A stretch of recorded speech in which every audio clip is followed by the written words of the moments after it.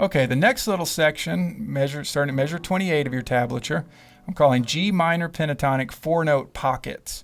And these are really important when you're playing blues, and maybe you want to get away from just that, one thing you learned and move around the neck a little bit. Well, this is an easy way to take this scale and to kind of move it all over the neck, just using little 4-note little pockets here. And let me show you kind of what I mean. Okay, in measure 28, we go 12, 10, 11, 12. First string, 12 to 10, 11 on my second string, 12 on my third string. And you could go all the way down to 10 on your third string if you wanted to. Okay. Let's just keep it to these 4-note pockets for right now.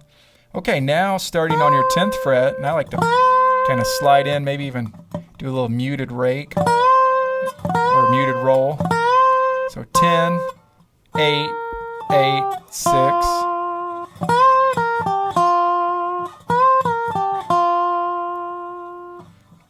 On your first string, 10 to 8, and then 8 to 6.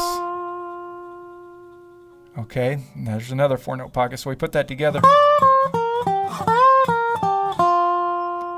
Okay, the next one, starting at measure 30, we go 8 to 5 on our first string, 6 on our second string, and then 7 on our third string. These are all just notes out of the G minor pentatonic scale, just in different areas. So once again, 8, 5, 6, 7. First string, 8 to 5, and 6 second string, 7 on my third string. And keep moving down, 5, 6, 7, 5. So 5 on my first string, 6 on my second string, 7 on my third string, 5 on my third string. Okay, keep going on. We got 3rd fret, 1st string, 3rd fret, 2nd string, 1st fret, 2nd string, 3rd fret, 3rd string.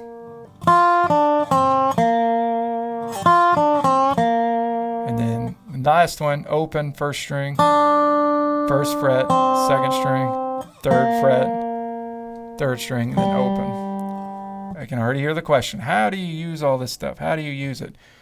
Well, you always got to keep in mind what notes you're playing and what chord you're on.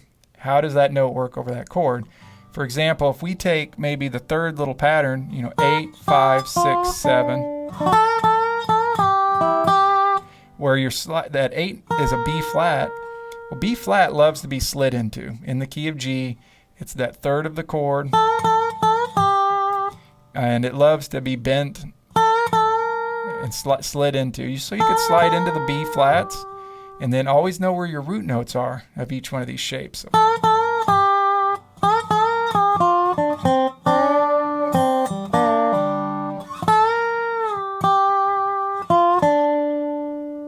So your ear is probably going to start telling you, what different notes are, especially if you're playing over a jam track or something, or playing with some other people. Maybe the first step to do is to just understand where the root notes are, where all the G's are within each one of these little patterns. And if you don't have a G in it, or if it doesn't end on a G, slide into that G, and it'll make it sound like it resolves. For example, in that first little pattern, and the second one, I'm just basically resolving each little 4-note pattern.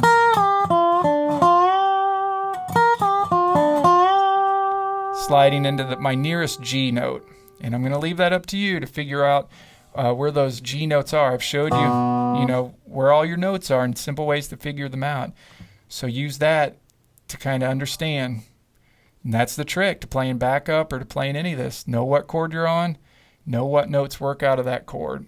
It's as simple as that. You can use scales, you can use arpeggios, you can just slide into notes, but that's the basic thing you really want to understand to being able to use all this stuff that I'm showing you.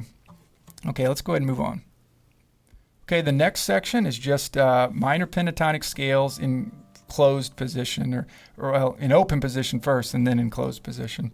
So this is a pretty, I don't know, I think it's fairly difficult scale, starting on measure 34, the G minor pentatonic scale.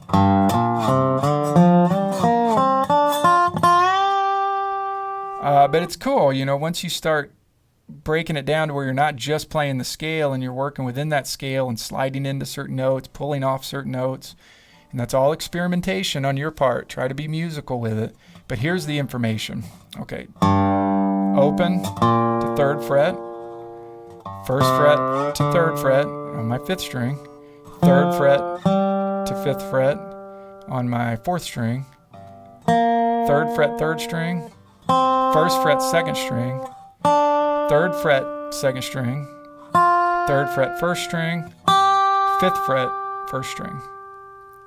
Like I've said before, don't just memorize it up, now memorize it back down.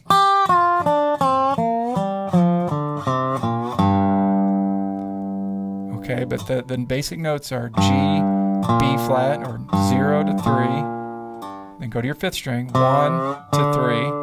Go to your 4th string, 3 to 5. Go to your 3rd string, 3. 2nd string, 1, 3. 1st string, 3 to 5. And then play that backwards. Just play the whole thing backwards. 5, 3, 3, 1, 3, 5, 3, 3, 1, 3, 0. How do you use this scale? You just, not to oversimplify it, but you experiment with it. You know, you get the shape down and you start sliding into notes. You start pulling off certain notes. You start going back and forth on certain notes. You see where certain notes line up to where you can play them with a straight bar.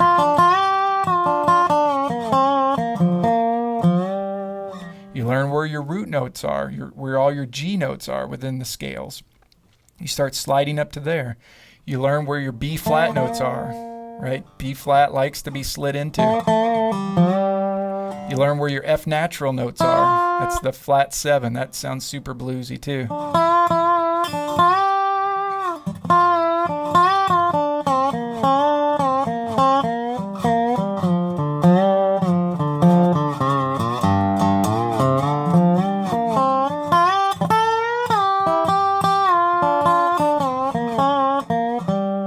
So all that stuff, I'm just sticking within that shape, and I've been experimenting with that scale for a while and doing different licks and hearing different players, you know, that use that. And but that's the basic thing that I'm doing, sliding up to certain notes, you know, getting little patterns here and there where you can do stuff like that, where you slide, do a little triplet, little diagonal line patterns.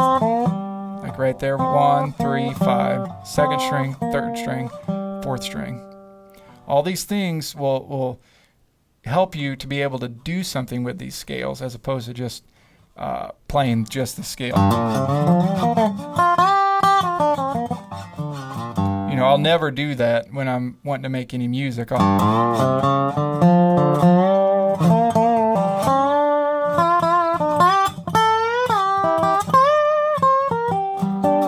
You know, I'll take that pattern, but I'll try to make music out of it any way I can. And that's using everything that I've ever learned to try to make some sort of music out of that scale shape. Okay, this next one is a closed position, and this is just that X shape. So this is just review here, starting at measure 36. This is just the X shape all the way down to your 12th fret 6th string. So just 12, 10 on your 1st string, 11 on your 2nd string, 12, 10 on your 3rd string, and then 4th string, 12, 10, 11th fret, 5th string, and then 12, 6th string. So 12, 10, 11, 12, 10 on your 3rd string, 12, 10 on your 4th string, 11 on your 5th string, 12 on your 6th string. Great little movable scale shape, totally get it memorized so that when we work with these other keys, you'll know exactly where you are. Here's G, here's the movable minor pentatonic scale.